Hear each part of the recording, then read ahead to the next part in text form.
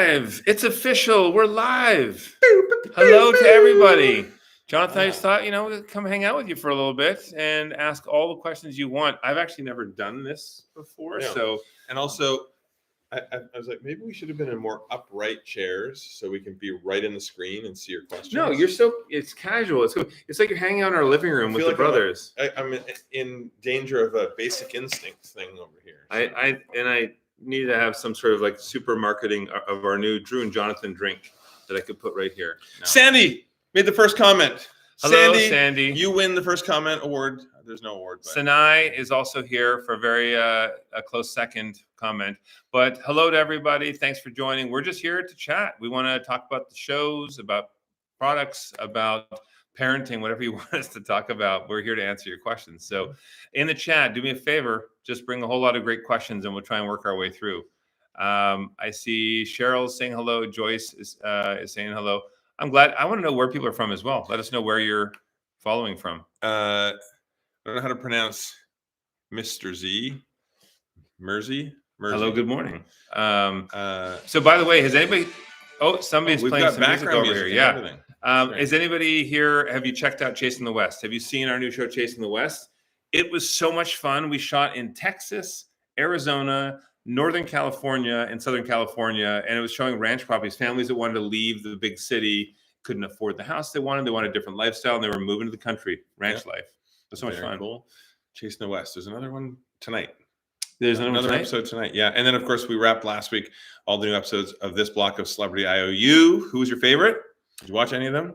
Yeah. Tyra Banks, I had people were messaging saying, she's so amazing, so fun. Drew, stop doing your stripper dance. Yeah. So Jane Seymour as well. I love that we got her on a roof.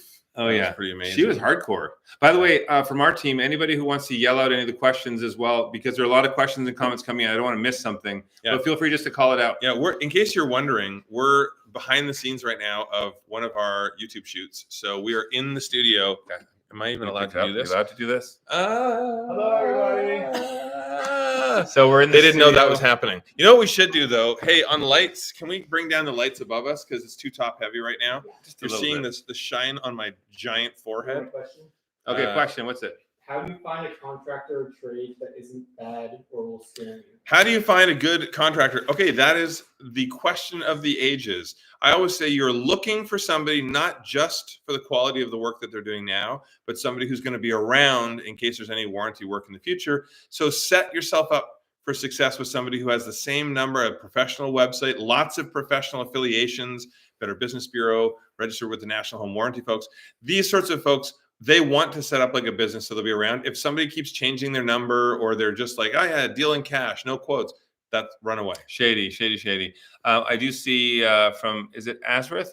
It's it's small text here, but from Fort Myers. Have you ever thought about going to Fort Myers to renovate? We should be. I've been to Fort Myers. I haven't renovated there, but yeah, that would be, I mean, especially when you're reading about a lot of the floods and stuff that have happened out east, we want to try and encourage people to build back better. You want to build back so that you can withstand hurricanes, floods. We actually shot in Galveston, Texas. Yeah. And just a month or two after we finished that season of Brother versus Brother, a hurricane went through and destroyed a ton of the houses there. Guess what? The two houses that we built were seemingly untouched. No, yeah. So you have to use the right materials and you have to use the right trades. And keep yelling out questions, guys, because the text is so small. How do we juggle so much at one time? Well, we were clowns, professional clowns, and we learned to juggle. In fact, while you talk, I'm going to grab something and juggle. So Drew and I have a divide and conquer mentality. So, we have different facets to our business. We manufacture 2,500 products for the home. We also have a ton of different series that we produce that we're not in. And so Drew leads some of the show stuff. I lead the product stuff. And here we go. You're welcome. Usually he juggles better than that. I guess juggling my clamps is not as easy as juggling a tennis ball. Well, you know what we have? Yeah. All right. We're going to do this live on TV. Which finger do you want me to clamp of Drew's? No, thank you. It depends. If I get 1,000 likes right now, we're clamping Drew's pinky finger. All right? It's happening. Like this. 400, 600, 800. Oh, these are easy. These aren't too bad. Oh, these aren't too bad. Okay, that's fine. Which room is your favorite to renovate? There are so many different rooms to renovate that I love. However, I have a gym, and I've been customizing my gym. The garage I've been using as a gym, so I'll call it my gym, and it's great because I love tech. I love innovation with anything in the home space, but also with equipment for working out. I have this amazing. It's basically like a pulley system, and you can do up to like 200 pounds a side and get all my full body workout Wait, in. is this that stupid thing that you would bring on the road with you? No, and no, go no. around? Drew used to travel No, with a Pilates with this reformer. reformer. Two of them, one for You know, Linda, one for him. The size of a Pilates reformer with the upright. He would fly this thing around. drive it around. Crazy. Yeah, but anyway, I like all different challenges. Also, we've just been doing Piper's nursery and Parker's room, their playroom. So that's fun too, to think of what would a kid like? What would kid Drew like in a design? I'm buying my first house. What should I look for? Please give me tips. First house. What should they look for? Well, so the big thing is your home is your biggest investment generally, and it's also a big part of people's retirement plans. So I always say, try and make sure you're making smart financial decisions when you're getting your first home. Do anything you possibly can to get a home you can stay in and grow in, because every time you transact, every time you sell, legal fees, accounting fees, real estate commissions, things like that, and that comes right out of your pocket. So especially if you know you're going to have kids and you're going to need more space, try to get into a house that you can grow into. Oh, I see something about mulch here. So we need to add some mulch. My husband wants to get mulch made from tires. Well, there are people that use some sort of a mulch. It's like a rubber compound. The one thing you need to keep in mind is if your mulch or whatever you're using in your garden is too light, anytime the wind blows, it can kind of carry it away and it can make a mess. So you just want something with a little bit of weight to it or a tiny bit of size to it. I wouldn't go for the rubber. I mean, we're always very much so trying to push towards natural organic materials that you can use, native materials as well. Also, just be aware, a lot of the bases that were used out of recycled car tires, the rubber bases that were put under artificial turf, research has now found that can cause cancer, or leads to cancer. So don't put something in there unless you know 100% that it's going to be safe for you. So I probably wouldn't use tires. But also, if you have things like a rubber or plastics or whatnot that could actually leach into the soil as well, that's not a good thing. By the way, did anybody notice that I have a new hairstyle? I did. I noticed. I spent the entire summer growing out, because I've always had it really short on the side and whatever. And people are like, Jonathan, it's just too punk for you. You're too old for that. I was like, what? Okay, I said that to myself. What? And I'm not too old for no, this. So I decided, you know what? I just loosened it up a little. You know, Just it's loosen great. it up. Casual, Jonathan. Casual. Messy casual. I see somebody asking about nursery tips. All right, what would you say? I mean, it's been a while since your kids were in a nursery, but for me, Wait, are you talking nursery as in buying trees, or nursery as in a baby? or nursery as in your parents, you're helping them find a nursery?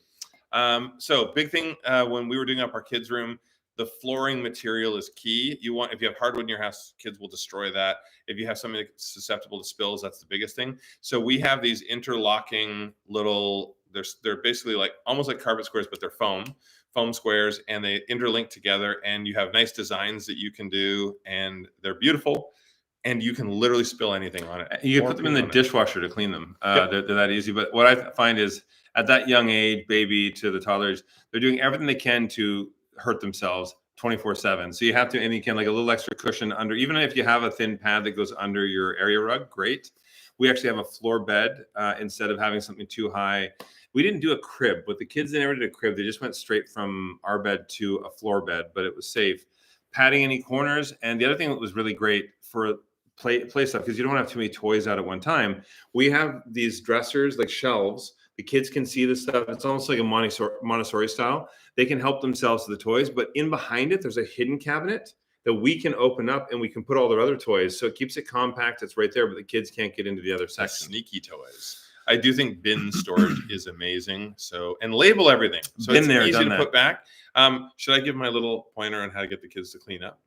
Oh, actually, this is great. And all about I will follow be through. using this as the kids get older. All right. So our kids are 8 and 10. So now they have no problem. They've learned this and they put their stuff away. But going way back when they were little and they would make a mess, I said to them, like, well, you know, the rule is anything you leave on the floor when we go to bed or when we leave the house, that means you don't want it. So we throw it out or we donate it to another kid. And they don't believe you at first. And then so you have to do it one time. And then they're like, no, oh my goodness. Well, now, even years later, if they leave anything on the floor when we go to leave, all I have to say is, oh, I guess you don't want this.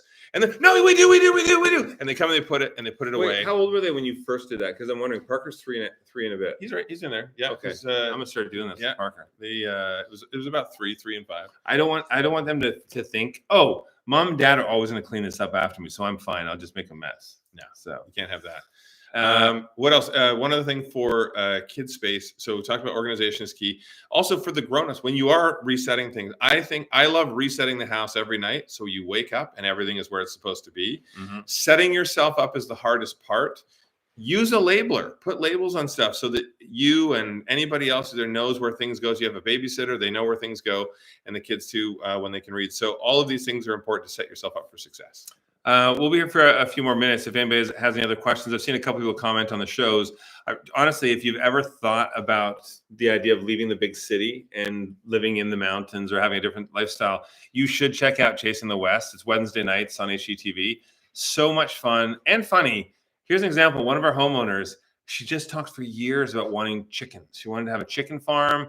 And so finally we took them out to a farm with chickens just so she could see what it was like. And Jonathan was trying to get her to hold a chicken. She Turns realizes she's deathly afraid of chickens. Like, why would you want hundreds of chickens if you're deathly afraid of chickens? That doesn't make sense. I mean, of all the ways to die, being pecked to death, it's not a good one. no, that's not a Anyway, good thing. Yeah. I saw another question there. Somebody says, Jonathan, are you going to do another documentary? Yes, as a matter of fact, I'm working on something now because with the fires and the tragedy of what happened in LA, the floods that we've seen out east, the hurricanes, I think it's crazy that we keep building our houses all back the same way. I'm actually using a technology that is essentially fireproof, earthquake-proof, hurricane-proof.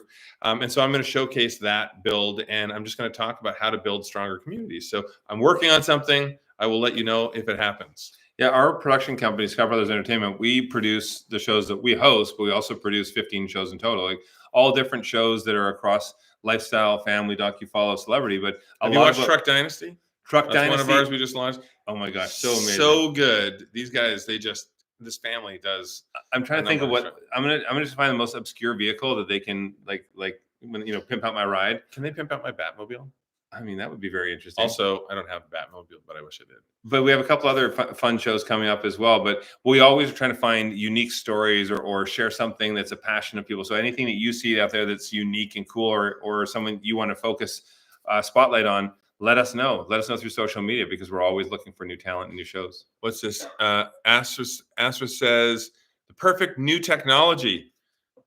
Well, it's not necessarily new. It's been coming around for a while, but AI leak detection with auto shut off. We have all these different ones. You've heard me talk about it, but I literally last night had dinner with somebody who was away. They have a place in Tahoe and it flooded while they were away and ruined everything. Phyn.com is who I use, phyn.com.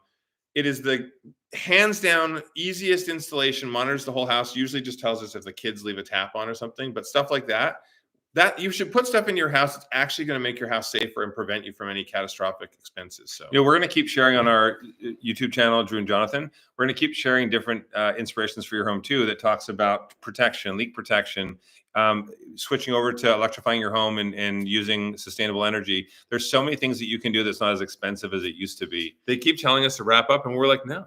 We're hanging having out with fun. our friends. One more question. What do you Everybody here, throw one solid question in here. No, we and then- quit the show. We're not going to do the show anymore. We're just going to do this. Okay, then we're going to stay Yeah. for 24 hours. But yeah, if bring in whatever you have. I'm going to give 10 seconds. And Griffin, if you see a really good question, call it out. Anything else we need to know, you guys? Do you have any good design tips for renters who can't paint or put a lot of nails in their Yes. Renters, if you cannot paint or put nails in the wall, our peel and stick wallpaper. So you can check out drewandjonathan.com. We have this incredible wallpaper and it comes off without damaging the wall when you're done, but it stays up as long as you want it to We stay also up. have some videos. We'll share some links as well for content for inspiration with our peel and stick too. But thank you for joining us. We'd like to do more of these lives with you. And again, we'll try and curate some topics that we can go on.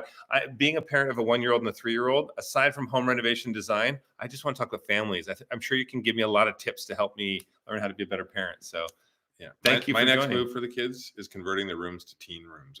oh, good Don't wanna luck. do it. Thanks for joining, y'all. All right, we'll see you again soon. Bye.